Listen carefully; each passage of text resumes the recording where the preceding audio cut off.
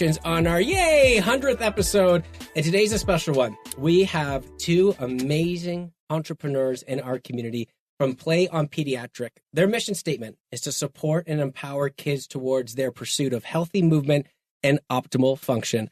I'm lucky enough this morning to talk with Michelle Warren, co-founder, lead physiotherapist, and Julia Reed, co-founder and clinical director. Good morning to the two of you. Good morning. It's so great having you on, and this episode is all about, doing what we can to have 100% success in what we do. And I know that's what the two of you are trying to achieve when it comes to the youth in our community. Give us a little background about the company itself. Yeah, so we are almost 4 years old since we opened, and we met many years ago through my son, who was getting physiotherapy through Michelle. A bit of a long-winded story about how he got there, but basically, after trying many different things in our medical system, he was still going through pain and having issues and challenges. And I met Michelle. He started physio with her. And within a short amount of time, what was like excruciating nightly leg pain was gone. And then we worked with her over a number of years for other factors related to his ADHD and some behavioral challenges and all that kind of stuff as well. So, as a mom of 4 kids, 3 of which are neurodivergent, as I was researching things to support my son, support my family, obviously working with Michelle, I was noticing that there was a big gap. We had a few places in Ottawa that did amazing work, but we needed more. And as a clinician in the past myself, I always wanted to own a clinic, and it just sort of made sense to maybe jump into this pediatric space as I was learning about the scope of what pediatric physio could do. And so one day I was, chatting with Michelle, and I said, hey, I have this idea. I want to do this. She said, let's chat. And, we started, and here we are, 4 years later of clinic being open. It took us about a year of sort of, conceptualizing and planning and building the space and all that kind of stuff. So we are a pediatric therapy multidisciplinary clinic. We offer kids physiotherapy, occupational therapy, speech therapy. We now have a naturopath who's supporting kiddos. We have a psychotherapist, and always looking to sort of expand how we can wrap services around kids that need it and families that need it. We are fully private, so, we are not funded by the government in any way directly. And, we really are there to try to complement the work that CHEO does or a public system does, where kids still might need more or they can't get in because of all the different factors sometimes that limit them from the public system. When you look at your kids, what are some of those differences that you see? Because I feel like it just is life-changing for what they're able to accomplish now. Yeah, I mean, fundamentally, when my little guy was little, I think he was about 4 years old. He's now 11. And it was excruciating leg pain that he had that kept him up most nights from the age of about 1.5, right? And, the answer was sort of, well, just give him Advil every night. And, one of the specialists we saw, he said, well, some kids just have this, and maybe by the age of 12 or so, he might outgrow it. And I was like, that's 8 years away. Like, I can't not sleep for another 8 years. He can't not sleep. This can't be helping him with his, behavior and all the things.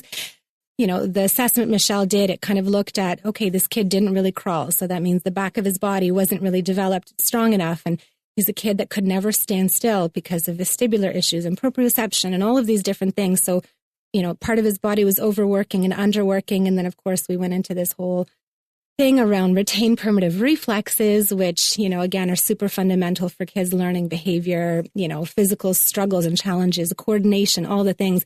And she was able to really sort of wrap it all around that, this is all somehow related, and there's things that we can do. And a lot of it was exercise and homework. And listen, he's not cured. My son has ADHD. He's got anxiety. He has still some struggles that he deals with on a regular basis.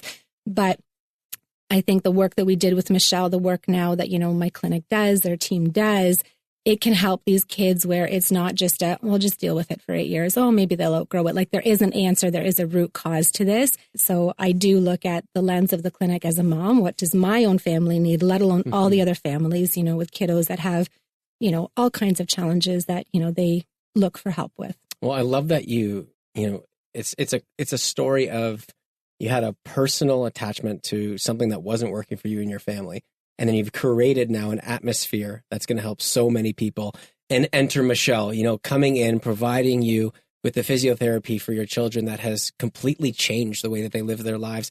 Michelle, I want to ask you, before a company like this, were you doing some of the physio work on your own before you guys kind of combined? Yeah, before I met Julia, I was working in another clinic, but I actually started my career as a teacher, a school teacher, and then moved into physiotherapy, working mostly with adults, and sort of stumbled on pediatric therapy and ended up loving it. And when Julia wanted to open her own clinic, I thought it was a great opportunity for us to collaborate. Well, I mean, okay, so a teacher and a physiotherapist, and now you help kids. Like, how perfect of a combination is that?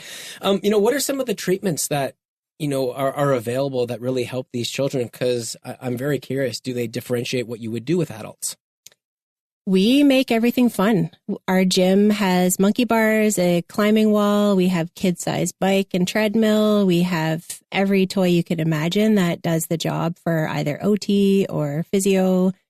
We have a huge closet full of games. We've got something for everyone. And the goal is to make therapy fun. So kids often don't realize they're here for therapy. They think they're coming in to play. And a lot of them cry on their way out because they have so much fun they don't want to leave. Maybe they're crying on their way in, then they're crying of joy as they're there, and then of happiness to come back as they leave. I want to touch on that because it's really powerful when you see that attitude change and how they leave. So what are some of the emotional traits that you see once they're leaving after they've received the help? Our therapists are really great at making connections with the kids. They get right down on the floor and play with the kids at eye level. We try to take kids' interests in mind when we're planning our sessions. So if they really like a specific toy, we bring that toy into the session and we work around it so that they're doing their therapy with their preferred items or preferred games, and just make it really playful.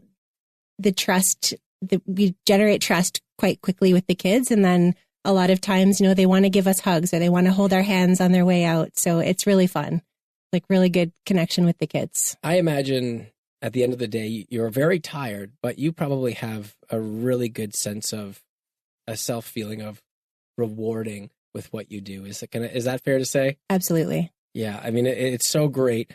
You talked about a little bit about what you have to offer. What are some of those classes if people are looking, maybe they're a little bit stuck and they need somewhere to go and they might not be aware of this? What's the best way to get a hold of you, and what were some recommendations you guys would have? We do have some classes, but most of our therapy is one-on-one. We always start with an individual assessment, so you could call the clinic or email us to get started with that. We definitely triage towards the right match, so each kid and therapist would be matched accordingly to whatever their needs are, but also what the skill set of the clinician is. It's so great. And, I wanted to thank the two of you for coming on the podcast here. We're all about 100% effort. And the two of you, that's all you do is making our community better, especially for our youth. Today, speaking from Play On Pediatric, we have Michelle Warren and Julia Reed telling their stories. And I just wanted to thank the two of you because hopefully people listening today are hearing what you're having to say. And just like you are in your situation, can have a better future for what you guys do. So thank you for the two of you for coming on, but also for just doing what you do. Thank you. Well, that wraps up this